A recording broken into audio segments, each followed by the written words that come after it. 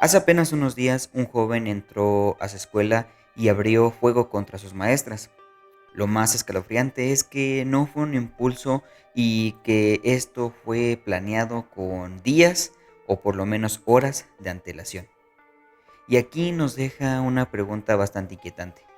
¿Este tipo de actos o de conductas se pueden prevenir o simplemente ya nacen con esa maldad dentro de su cabeza o de sus mentes?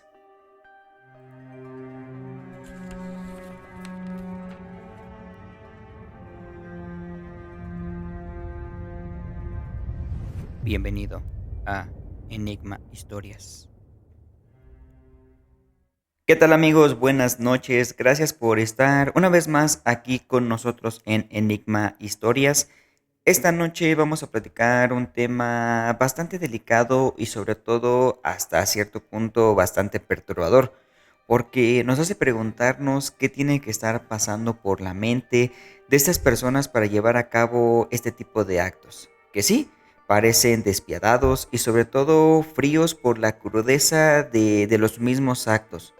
Lo más frío de todo esto es que este tipo de situaciones se siguen presentando hoy en día y comparándolo con el caso que vamos a platicar, bien pudo terminar en una tragedia más o menos parecida. Vamos a platicar solamente como introducción el caso que pasó apenas aquí en México. El pasado martes 24 de marzo, en Lázaro Cárdenas, Michoacán, un estudiante de solo 15 años ingresó a su preparatoria y abrió fuego en contra de dos de sus maestras.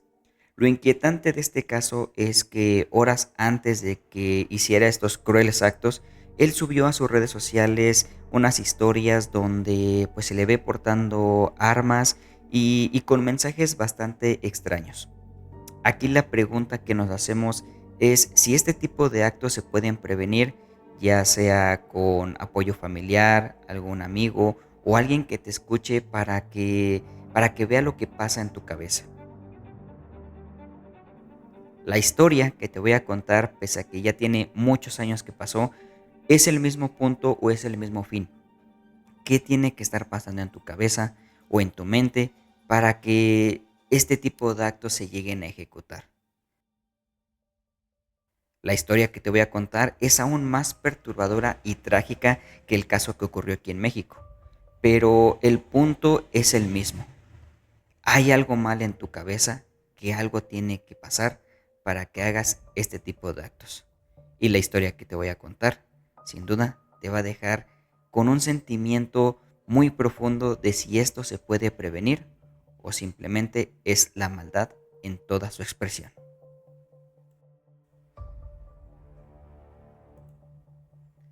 El 1 de agosto de 1966 en Austin, Texas, un hombre subió a lo alto de una torre universitaria.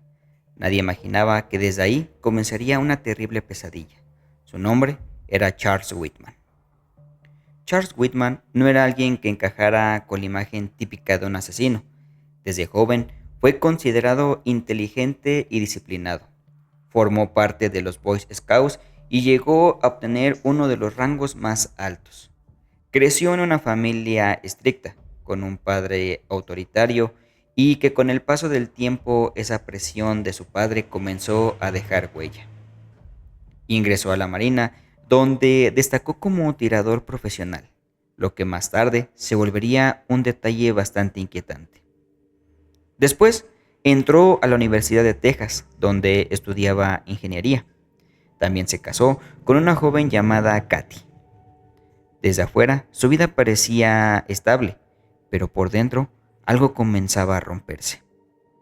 Whitman comenzó a experimentar cambios en su comportamiento, ira, confusión y pensamientos violentos.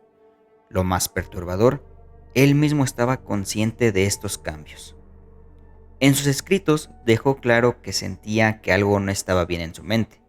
Incluso llegó a decir que necesitaba ayuda, pero esa ayuda nunca llegó. La noche del 31 de julio de 1966, Whitman tomó una decisión. Primero, se dirigió al departamento de su madre y ahí la asesinó. Después, regresó a su casa y mientras su esposa dormía, también acabó con su vida. En una nota explicó que lo hacía para evitarle sufrimiento, pero lo que vendría después no tendría ninguna explicación lógica.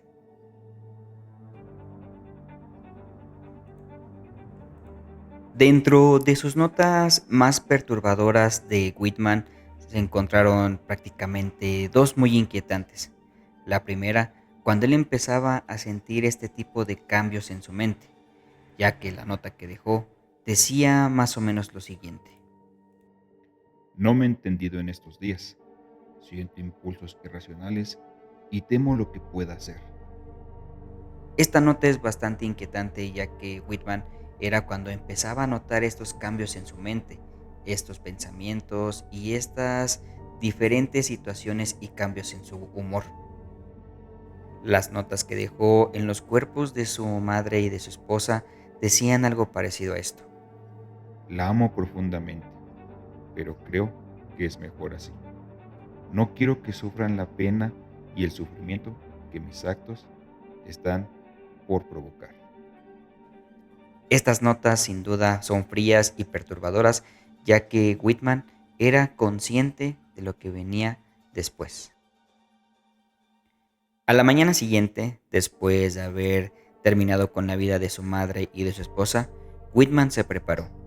Tomó varias armas, incluyendo rifles de alta precisión, municiones y equipo. Subió a la torre de la Universidad de Texas y desde lo alto comenzó a disparar. Personas caminando, estudiantes, gente completamente ajena al conocimiento de Whitman, pero eso no importaba. Whitman quería descargar todos esos impulsos que él ya tenía en su cabeza. Durante aproximadamente 96 minutos el caos se apoderó del lugar. El resultado, 17 personas murieron y más de 30 personas resultaron heridas. En este punto nadie sabía de dónde venían los disparos. Whitman se encontraba en el punto más alto de esa zona. Cuando por fin lograron identificar de dónde venían los disparos, varios policías y civiles comenzaron a atacar a Whitman. Incluso una avioneta comenzó a sobrevolar la zona intentando abatir a Whitman.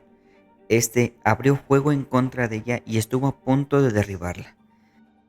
Finalmente, a la 1:24 de la tarde, los policías y civiles lograron llegar hasta la cima de la torre de la universidad, donde de un disparo con una escopeta terminaron con la vida de Whitman. Pero la historia no termina ahí. Lo perturbador es que dentro de sus notas que tenía Whitman pedía que con su seguro de vida pagaran las compras de las armas y municiones que ocupó, ya que había pagado con cheques sin fondo. El giro que toma la historia de Whitman se da cuando en la autopsia que se le realizó encontraron que en su cerebro estaba un tumor, lo cual podía haber originado sus cambios de humor y sus conductas de agresividad y pensamientos negativos.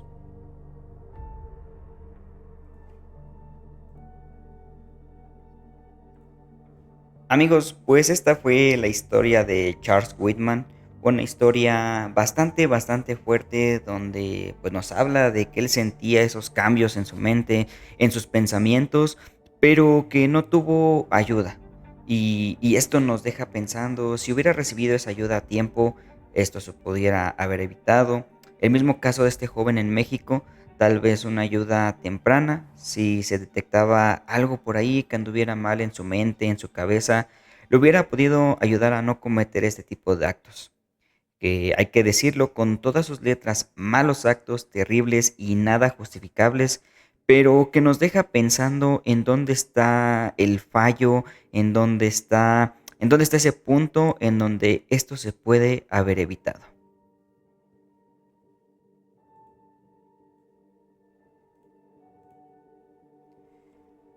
Gracias por acompañarnos en este episodio. Espero nos puedas dejar tu comentario sobre qué piensas acerca de estos casos, que sin duda son casos muy trágicos, la verdad es que sí.